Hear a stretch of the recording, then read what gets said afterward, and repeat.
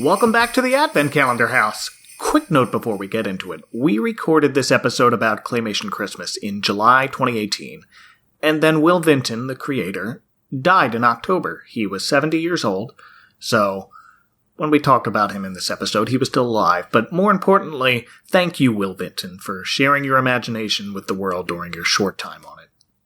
And now, dinosaurs talking about Christmas.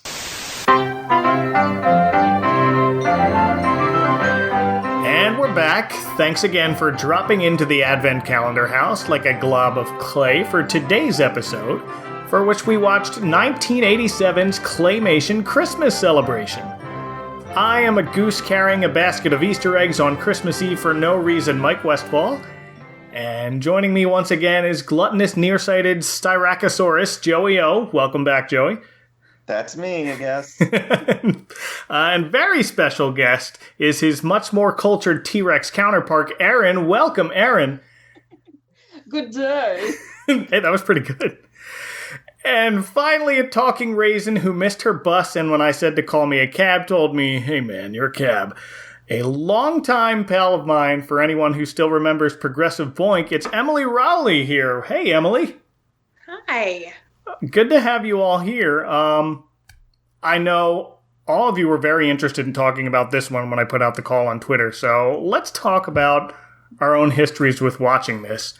Debuted December 21st, 1987, right after a Garfield Christmas special. Did anybody see this on day one when it aired? Yes. I think that I did, yeah. Okay. I may have. I definitely remember watching it. I definitely taped it. Oh, yeah. I found a VHS tape that my aunt had that was labeled Christmas Specials 1987 full. Oh, wow. Oh, you found the mother lode. Yes. I didn't even remember that these were back-to-back and that they aired them such for years afterward. They were both CBS exclusives.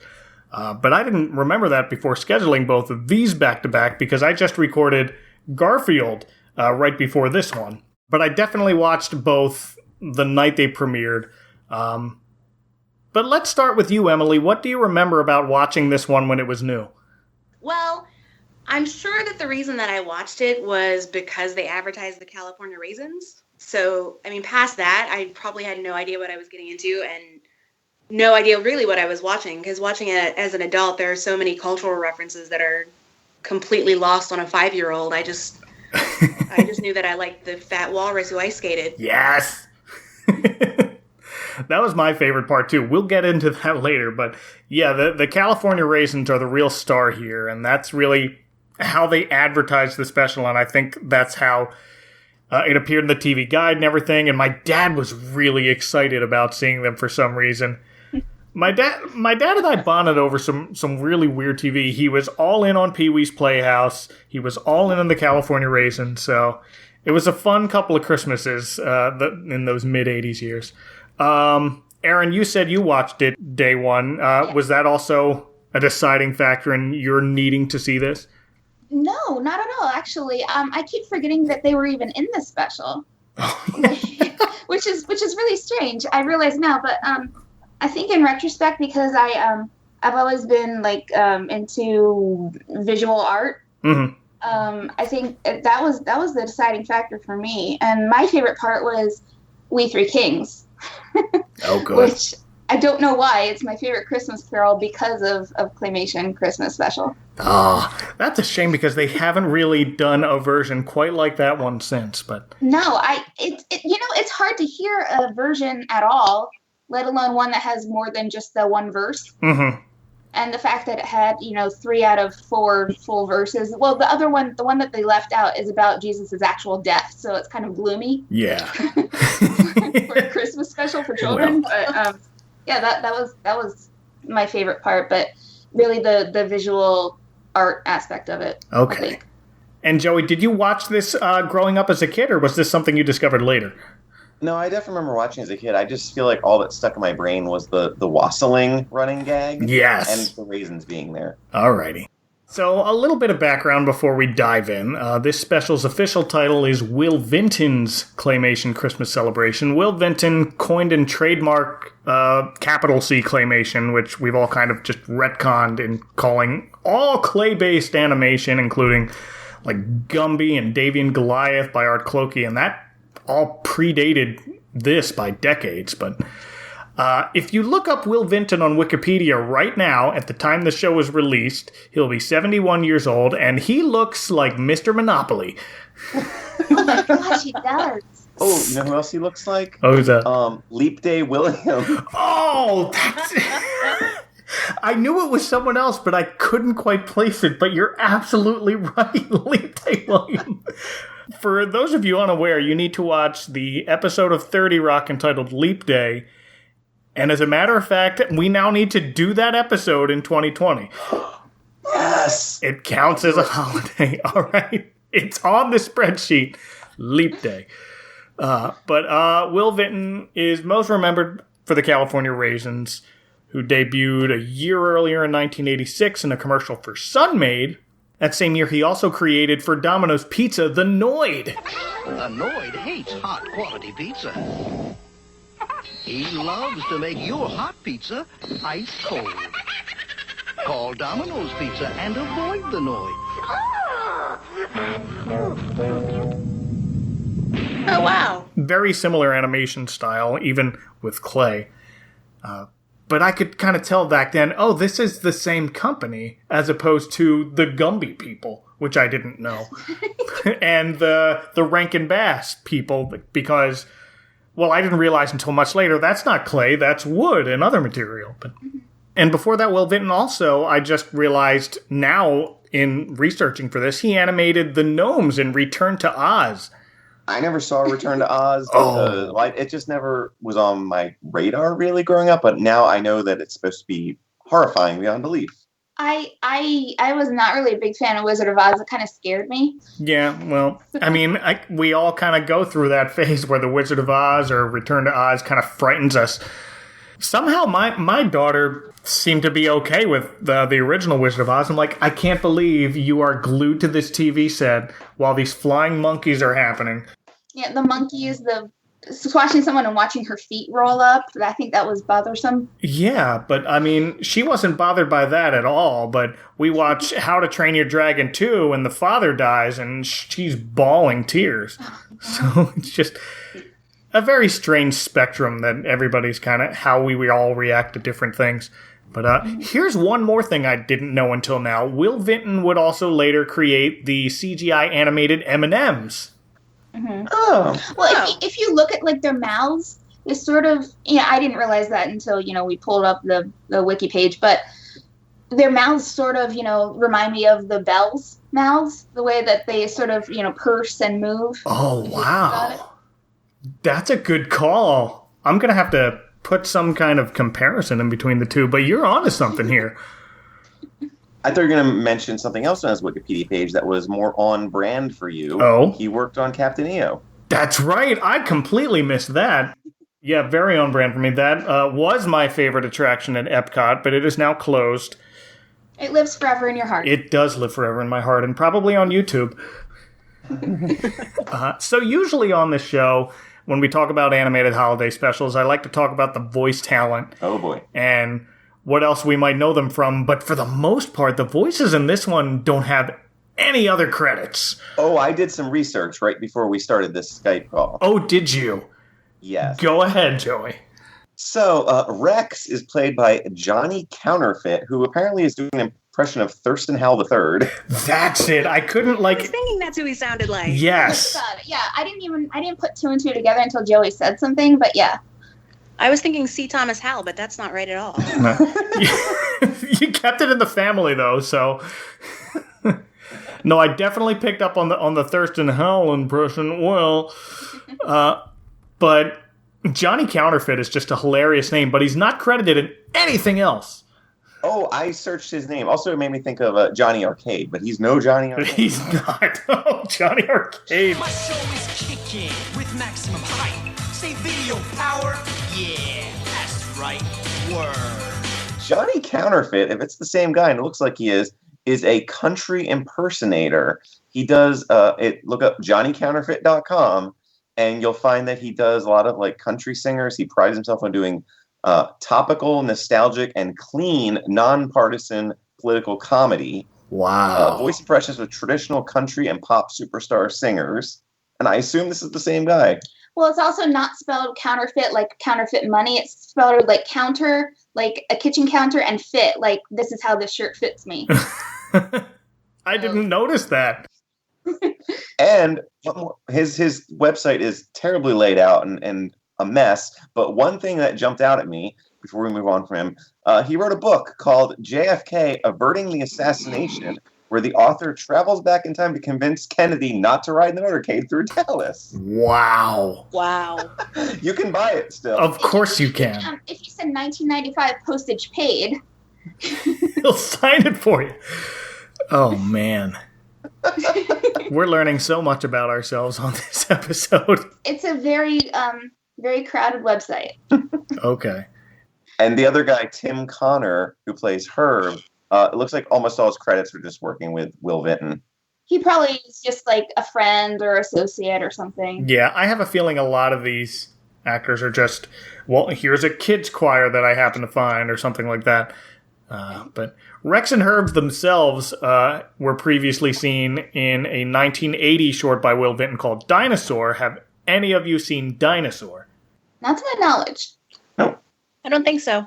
Well, Emily, I remember our pal John Boyce wrote something about the Dinosaur special years and years ago because it was included in some direct-to-home video with, there were live-action bits with a very young Fred Savage, where he has to write a report for school about dinosaurs. Now, the Claymation short is from 1980, but the Fred Savage part, I'm estimating, well, this came out around 1987, so it had to have been right around The Princess Bride, but it feels like it's a little earlier than that because his acting chops quite aren't at Princess Bride levels yet. Really? As good as he was in Princess Bride? Right. Yeah. Dinosaurs. What were dinosaurs? How did they get so big? Why? Why? So, like, somewhere between The Princess Bride and not quite as early as, say, The Boy Who Could Fly. Oh, God. But I did see that short before this one, so I remember little 7-year-old me marking out, like, it's the dinosaurs! For that 30-second bit from that other thing. Okay, so we have Rex, who we've discussed has that more Ringle the Thurston Howell voice. And then we have Herb, who's listed as a Styracosaurus. I thought it was a Triceratops. I don't know enough dinosaurs. Well, the Triceratops means 3 horns. Right. Obviously. And the Styraca, whatever, it means he has many. Okay. They just got tired of counting. I did like dinosaurs a lot when I was little. Thank you for being better than me at dinosaurs. I really appreciate it. My brother had dinosaur wallpaper. Nice. But Herb's sort of the jovial color commentator who's super excited about everything. And one of the other things that I recognize Tim Connor from, has anyone seen Will Vinton's, and this is the first ever Claymation feature film, The Adventures of Mark Twain? Mm-mm. Okay. No. It was a claymation film about Mark Twain? Not really about Mark Twain, but like it. I thought it was about like his work. Yeah, and included in work, the main characters were Tom Sawyer, Huck Finn, and Becky Thatcher, and they were kind of traveling through his work. We see bits about the Diary of Adam and Eve, and Tim Connor was the voice of this 3-headed alien in a segment based on Captain Stormfield's visit to heaven. Oh my gosh. Oh, well, of course he was. Yes. I mean, Okay, well, there's a man who arrives at heaven, and there's this 3-headed alien in the St. Peter role trying to look him up, and it turns out he's not at Christian heaven, but an alien disco club also called heaven. Sure. It's cute. Go find this movie if you can. But they're here to introduce the sections featuring popular Christmas carols, but during the whole special, they keep getting interrupted by traveling food vendors who keep messing up the words to one particular song.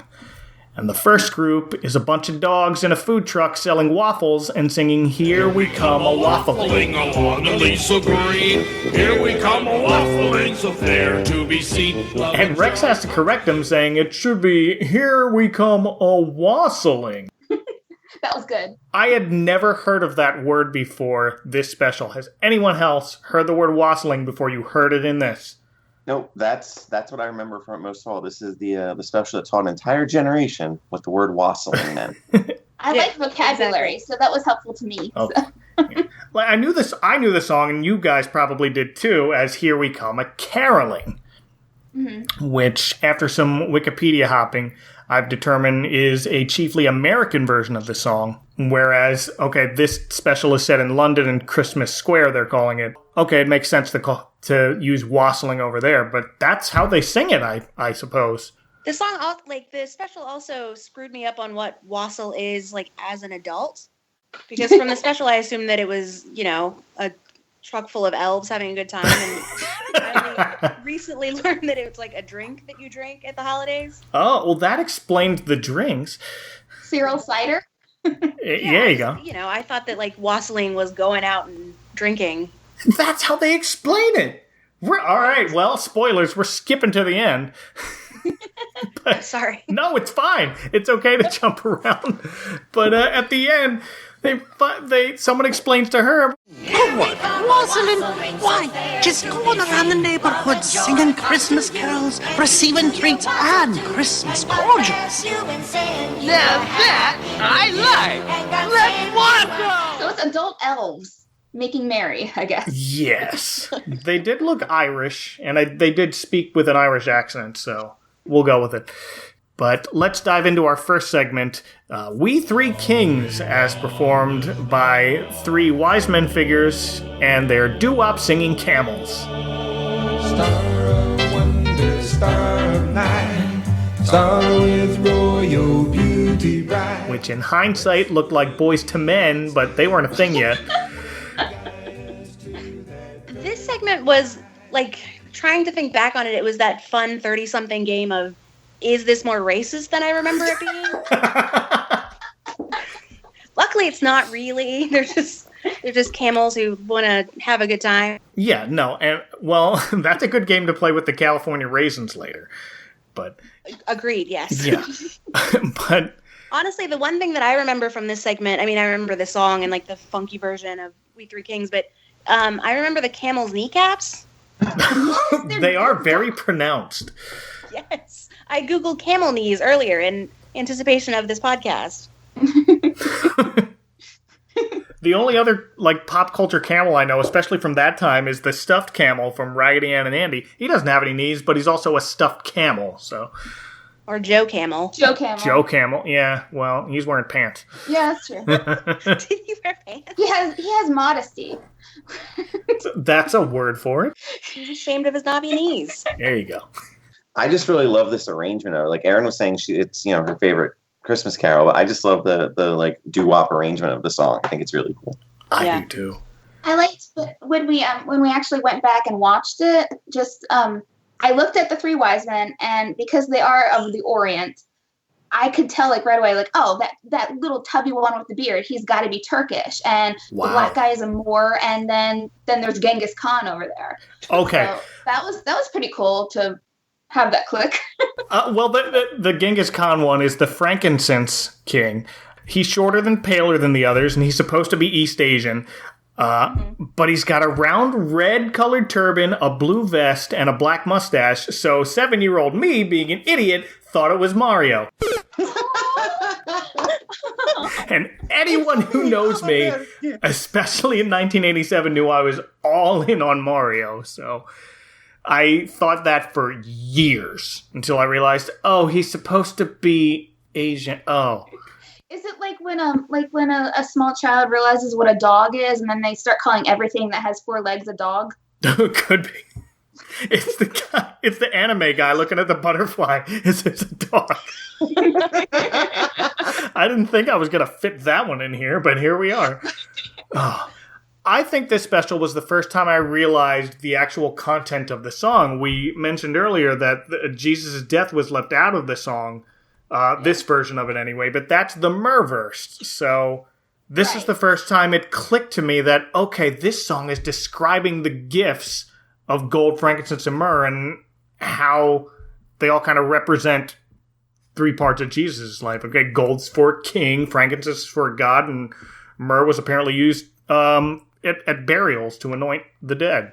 And that's what I liked about it. Because it was, representing like those 3 stages, and then, overall he's the king. So that's sort of what they represent, which I might not have realized at the time, but growing up I'm like, oh yeah, that's really unique. They just tied it all very well together in a very short time, and kept it peppy, which is very hard to do.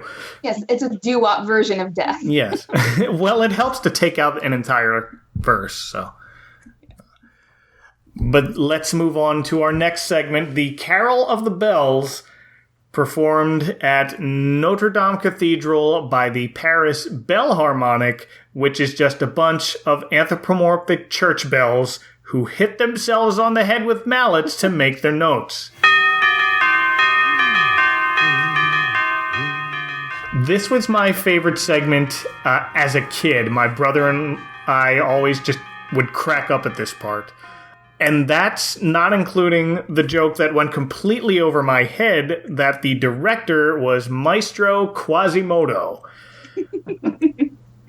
I was an uncultured swine as a kid. Now it's even more hilarious to me. Another observation that I just realized now after rewatching this, he looks like Gary Busey. Oh my gosh. I was thinking Tom Waits. Oh wow, Tom Waits is better. I just like his face. Like, that's very the Will Vinton. Like, if you look in his eyes, that's very much like the Will Vinton artistic style. It really is. A lot of those exaggerations do pop up in his other works, especially. He also did a Halloween special, so that kind of wrinkly style shows up there too. Well, and the Raisins are very wrinkled and just exaggerated. But the real star of this segment is the tonic note, the low C bell, who's being a lovable goof. He's got that single upper tooth and the okay, George vibe about him. It's supposed to be Lenny from Of Mice and Men, but because I was born in 1980, my go-to character of that type is Lurky from Rainbow Bright. Lurky! Rainbow Bright has a new cereal with fruit flavor and bright colors!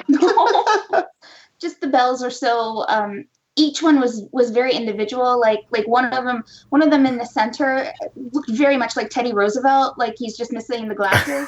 Yeah. But as soon as it started, when we rewatched it, the tonic note, the low C, the goofy one, yes. I didn't realize what he was supposed to be, but looking at it now, he has a very like rubbery Rowan Atkinson face, like exaggerated pantomime. Like doofus, like, oh, doof, what did I just do? Oh, well. Wow. Yeah.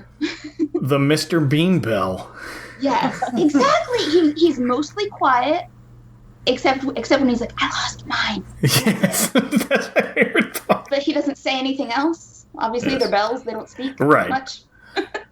No, the rest of them are all very stuffy looking. Yeah, one looks like Teddy Roosevelt. I think I spotted like a Martin Van Buren looking bell somewhere in the back.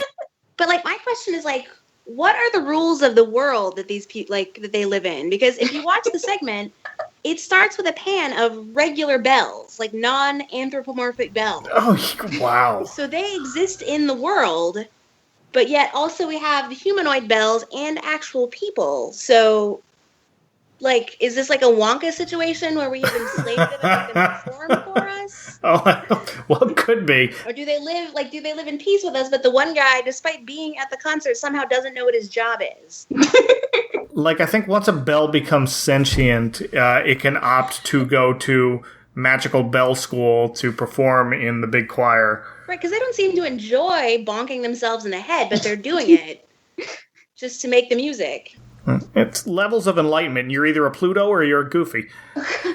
That is great.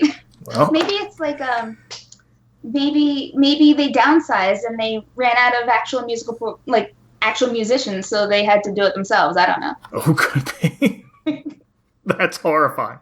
Saves money. But the low C bell misses his cue, gets caught playing air guitar with his mallet, then hits a fly on his nose, tosses the mallet away because it's now got dead fly guts on it. And so now he can't hit his note, tries with his hand once, and the note is off. So finally, his big finale comes up. He just kind of shrugs his shoulders right before being pelted with a rock and knocked back in a perfect ending. And we see the punchline as Maestro Quasimodo bows to the audience while hiding a slingshot behind his back. And I just thought that ending was brilliant. That one's definitely my favorite as an adult. That's your favorite as an adult? Okay. Very good choice. So, and then we get into this built-in commercial break. So back to Rex and Herb, who get interrupted this time by a gaggle of geese singing "Here We Come A-Waddling." And to confuse things even further, they're carrying baskets of eggs. Now, I remember them as Easter eggs, but here they're just plain old white eggs. But the wrong holiday special. But of course, Herb starts taking a look at the eggs. I'd like one of those purple ones and strawberry green. Leaving Rex to introduce the next segment by himself. Oh, Christmas Tree.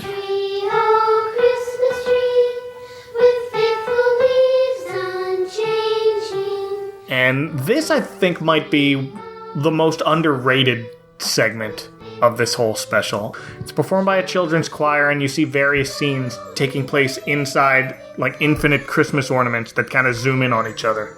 It's really pretty. It's, it's kind of understated, which is probably, like you said, it's sort of under the radar, and it's just a really lovely bit. There's not much, there's no comedy to it or anything wacky. It's just like, oh, that's really pretty. No, there's like one or two wacky moments here or there, but it's just very much, I feel like it's a lot of showing off, which is what earned this special. It won an Emmy for Outstanding Animated Program. And I went down that rabbit hole, and before this, the category was largely dominated by comic strip characters. You had Garfield, Charlie Brown, and even Kathy had a special the year before this that won. And then, starting in 1990, it was all The Simpsons almost. The first Simpsons episode to win in this category, Life in the Fast Lane. That's the bowling one with Marge and Jock. It's not quite breakfast. It's not quite lunch. To get a slice of cantaloupe at the end. But the most recent winner is a Valentine's Day episode of Bob's Burgers. Which, the title of which is actually a reference that ties back to Christmas. It's called Bob Actually. Oh. And we're back on track. Mike, I will say in this segment, in the first Christmas tree it goes into, the one that's got sort of all the holiday treats and the gingerbread dancing around. Yes. There's like a little petit four, like a little mustachioed petit four that also looks like Mario. I saw that. There was that one. There was a cupcake with like Groucho Marx glasses, a candy cane and a green baseball hat, and a donut with arms and legs. That is the first ornament we zoom in. We start with a boy and a girl putting Christmas ornaments on a tree, and they start with this gingerbread house, and we zoom in on the gingerbread house, and we see this scene. And then the gingerbread people dancing there have their own Christmas tree, and that has an ornament where we zoom in, and it's Santa's workshop full of elves, and they're all making toys, and we see a lot of motion here, and that, I think, is what impressed me a lot this time watching it. Because you got conveyor belts, one elf is testing the jack-in-the-boxes, and then the defect, it's his head that springs up. And then in their Christmas tree, we zoom in, it's a stained glass window ornament, which opens to reveal it's just a cozy little room lit up by a fireplace, and Santa's fast asleep in his chair, snoring away in that exaggerated claymation snoring animation. And Mrs. Claus is next to him on her own rocking chair, knitting a scarf and looking on lovingly at her husband. And then finally we zoom in on Santa's Christmas tree, particularly the star at the top this time, and we're back at our original scene with the two kids. This is the dark horse segment for me, and I didn't appreciate it like it deserves to be appreciated until right now, so I'm glad it's in here. But then the next segment is my favorite, as we mentioned before, and it's clearly Herb's favorite too, because he gets super excited about it, while Rex is trying to look in the dictionary to prove wassail is a real word. But it's Angels We Have Heard on High, performed as an interpretive ice ballet by a pair of walruses named De Margot Pontoon and Rudolph Nerves on Edge. Aaron, let's start with you. Do you have anything? The penguins. They're my favorite part of this. The penguins, the dismayed penguins who just... Right, because the walruses are beautiful, and I love the texture of them. It looks like they're kind of shaped like potatoes, but they have a texture to their fur, I guess it's supposed to be. It's sort of pockmarked, and it doesn't look like clay. It looks like, I don't know. No, it looks more natural. But the penguins that they're horrifying by almost killing, they're my favorite part. They're just adorable, and they're funny. They're the comic relief. Well, I mean, it's all comedic, but the penguins are really, really cute. I appreciate that in several scenes in this one, they sort of cut away and you just have the reactions of the penguins, so you're left to wonder what's going on. Yes. That's my favorite part of this one. Emily. Yeah, like just to piggyback on what Aaron was saying, I think also part of why I liked it so much as a kid was, even though like the claymation is a lot more simplistic here than what you saw in like the last segment, I loved the way that the walruses looked. I thought they looked like icing on a cake. Like they looked like little pastries. And I love the, like, Dame Margot Pontoon. The fact that I haven't used that as a username on some site up to now. Like, I didn't get the cultural reference of why they named her that, but that's just, I still love it so much. And I do love how proud the penguins are when they think that they've killed them at the end. Yes, they roll a snowball over this hole in the ice that they've created because they're walruses skating on ice, so it's bound to happen. They also reminded me a little of Flavio and Marita, the hip hippos. Wow, yeah, they do. Oh, and I mean, that's the whole joke of this thing. They're walruses. They're not known to be graceful animals associated with ballet. It reminded me of the Fantasia hippos and the elephants. But one thing I didn't notice until this time, just because this is so well animated that it makes me forget it, walruses aren't supposed to have legs. They're in ice skates in this, but it doesn't look out of place. It's so just very well done character models. Yeah. That's a good point. And they're not supposed to have hands either. They're not. I mean, they have their flippers, and I mean, again, they have like little Danny DeVito penguin hands. Oh, also, you were saying that Herb is a big fan of them, and he especially likes Margot Pontoon at the end. One might even say he's horny for her. Oh dear. Boo. Well, that's Rex's cue to go, we'll be right back. And they do come back, and Rex gets interrupted again, this time by a group of pigs on a tractor singing, "Here We Come A-Wallowing." A-wallowing so green. And every time they do this, it's more and more of a stretch, but I love it. And here we have a tractor carrying a large load of fruit, being gorged on by a group of pigs, and Herb kind of sneaks off to the side as Rex is describing the next song.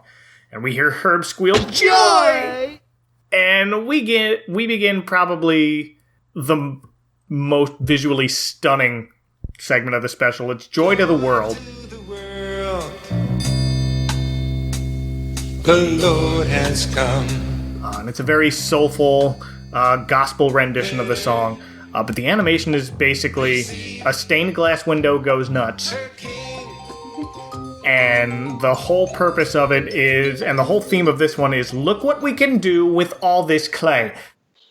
I think that the arrangement of the song is really fascinating. The like African arrangement of it is totally different. But yeah, the art and the creation of it, Aaron, again, we were talking about it because you were fascinated by it, and then you did the deep dive research into how it was made. I had theories about how it was made when we were rewatching it. It's what I've always thought, but I never thought to research it. Okay. And I'm mostly correct. It's under the direction of Joan Gertz, I think is her name, who was an artist who won an Oscar for a short work done in the same style. That's like her mark. Oh wow. It's basically thin, warm clay. Okay. That she paints in sort of real time. You know how animation is 24 frames per second? Yes. Well, she would make, she would paint it on a surface, take a picture, and then rework that paint and take another picture. Wow. So 24 paintings per second, basically. So it's just thin, warm clay that she continually molds. Oh my goodness. That just impressed me more than the thing itself, now that I know the history of it. Well, as an adult, that's the one that I'm the most intrigued by, because I had to take an animation class in college for my major. We did sort of the same thing, but obviously not in clay, which, just makes me like not faint, but so overcome with like, wow, that's so creative. I'll admit I was not the most cultured child, and this was definitely the bathroom segment for me. Yeah, same here. I was just like, I just want to see the raisin. Pretty much. Rewatching it now, like, I agree, like, it does look like a moving watercolor, so it is pretty fascinating to hear how they did it. But they sing Joy to the World, and the clay and colors form a globe, and they sing Let Earth Receive Her King, and it morphs into this image of Mary holding the baby Jesus, and this goes on with every piece of the song. And I don't think I have anything additional to add now that Aaron kind of gave us all the background, which is wonderful. Thank you. Oh, no problem. I was really curious because I wasn't sure. I thought I had figured it out, but not entirely. And just again, visual art, that's what I'm into. So as an adult, that's the most impressive one to me. Absolutely. Same here.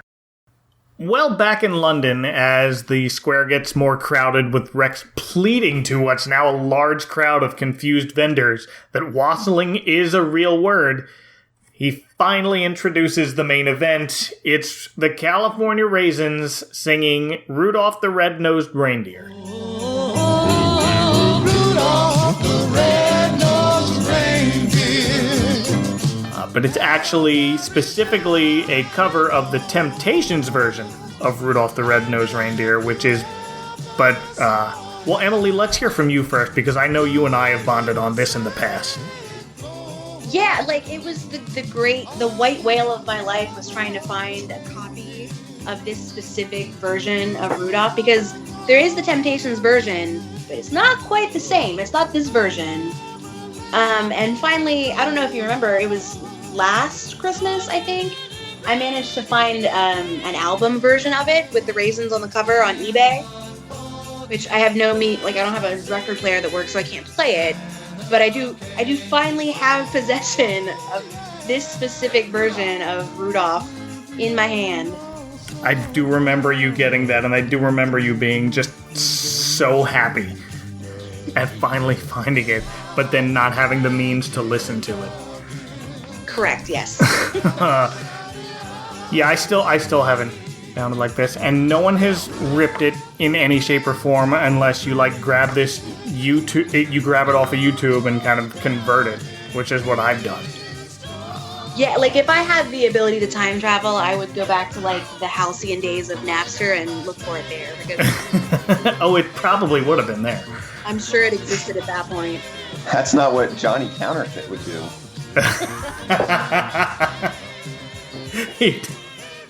Well, Rudolph was my favorite Christmas special growing up, to the point where I had this reindeer-shaped Christmas stocking from Burger King, and I covered up its black nose with a piece of paper I cut in the shape of a reindeer nose and tried to color it red in an almost dried-out Crayola marker and taped it on there. Aww.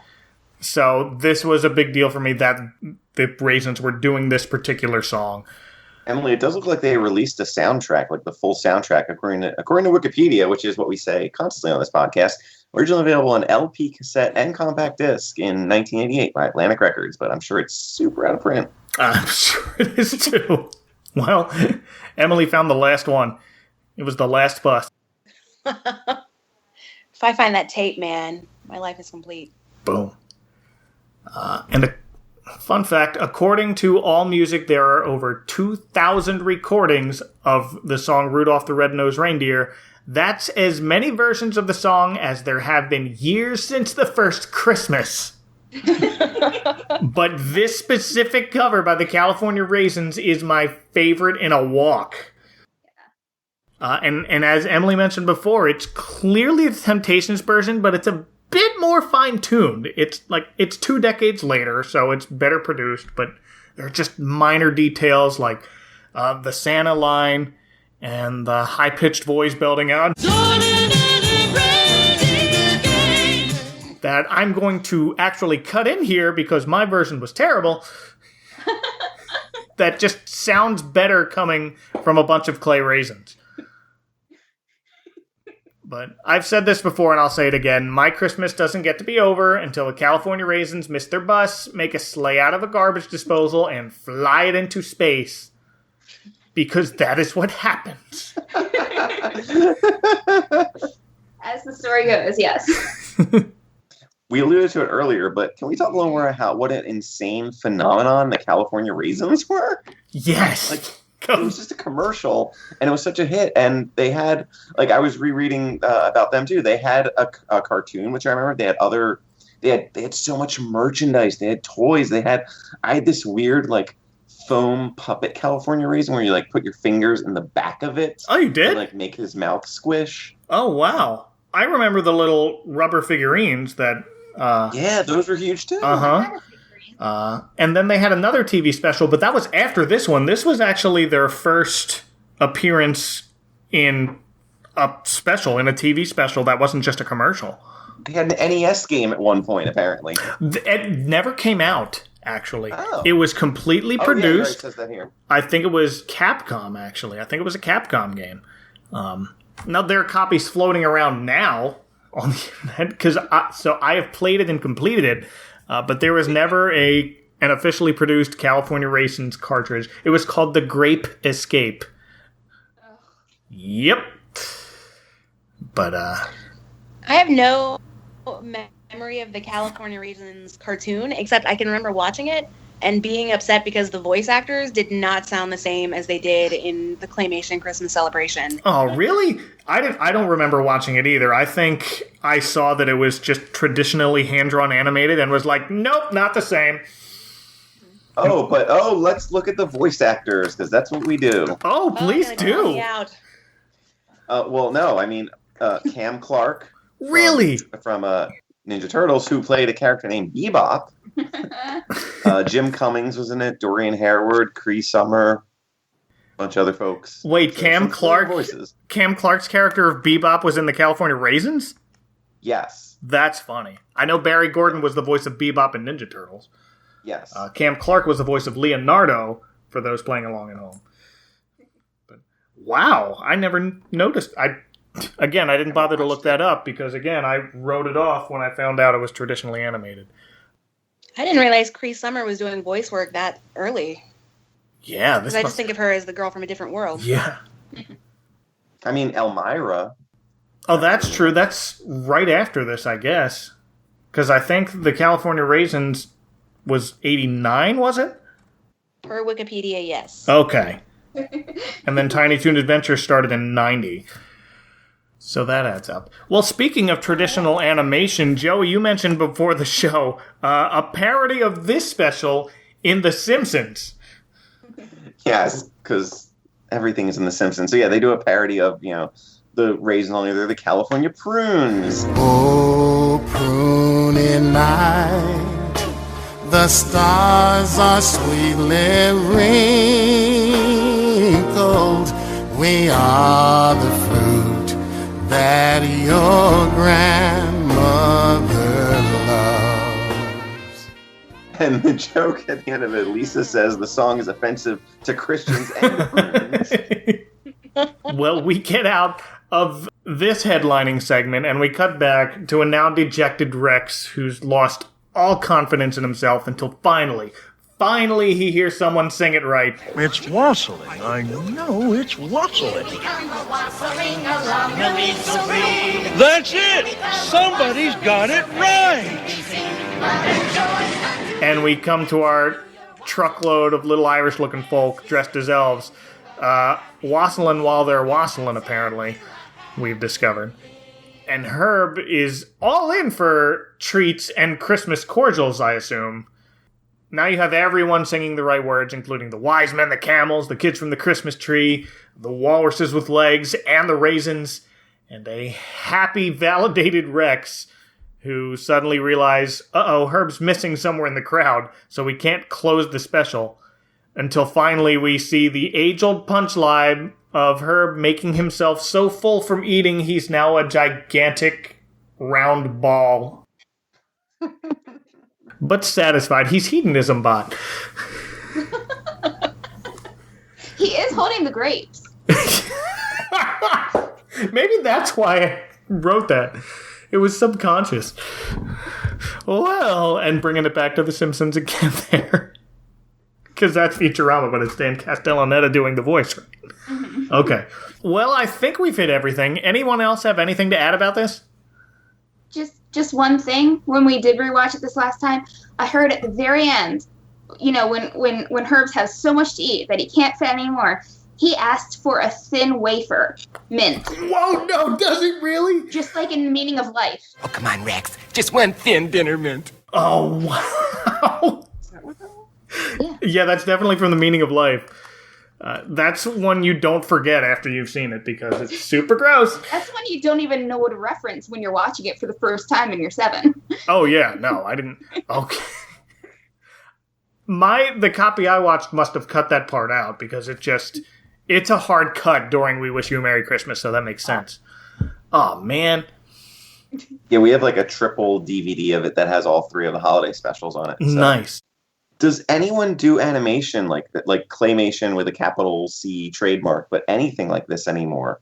Like the Wallace and Gromit guys, maybe? Yeah, I think the most recent thing. Closest, yeah. Yeah, it's those guys. I mean, they're still making movies. There was just a Shaun the Sheep movie a few years ago, if not last year. There was Early Man. That was it. Oh, Early Man, yeah. Which apparently, I didn't know until Joey found out later, is actually about soccer with cavemen, and man stands for Manchester United. Oh. Isn't that bad? It's very British. I mean, it's funny now that I get it, but...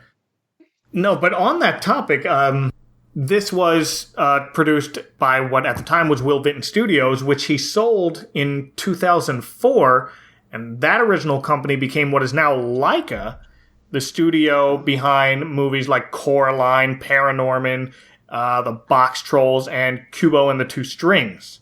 But they're all stop motion. None of them have any clay in it that's as prominent as what we've seen in the past. Maybe that's sort of like built the foundation, like artistically and the technical ability to do these things. Could be. Yeah, I mean, they've certainly learned and have... We're in CGI now. Everything's done by computers now, but even the stop motion stuff. But I know that the movies that you just referenced, like especially Kubo and the Two Strings, those are actual models, and which I appreciate. It always looks better. It always looks better. It really does, and everything pops when you do it like that. And we learned that from way back when Rankin Bass was doing Rudolph. So I'm glad that's still a thing and that it's still successful. Mm-hmm. But Will Vinton still has another company that he started called Vinton Entertainment, and this special is still available from Vinton Entertainment on DVD. It comes with the Claymation Halloween and Easter specials. That's probably the one you have. But for those of you who want to seek this out, if you go to vintonentertainment.com/Christmas for $29 American dollars, you can get an autographed DVD featuring those 3. Well, thanks to all of you for joining me. This was a lot of fun. Thank you so much for yeah. So if people listening want to take you on a ride over the moon in the dumpster, where can they find you on the internet, social media, or otherwise? Emily?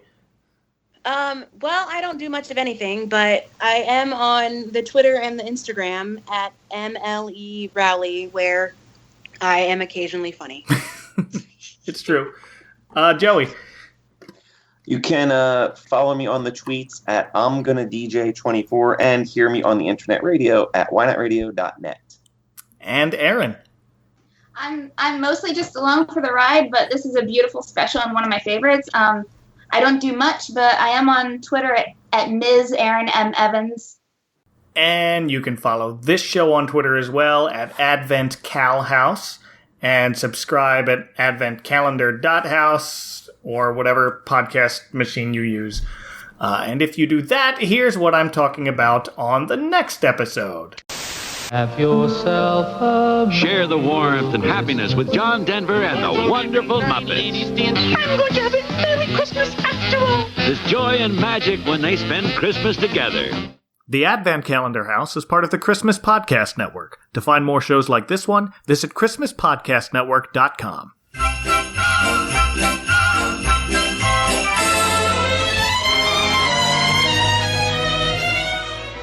We're the elves from Tis the Podcast. I'm Anthony.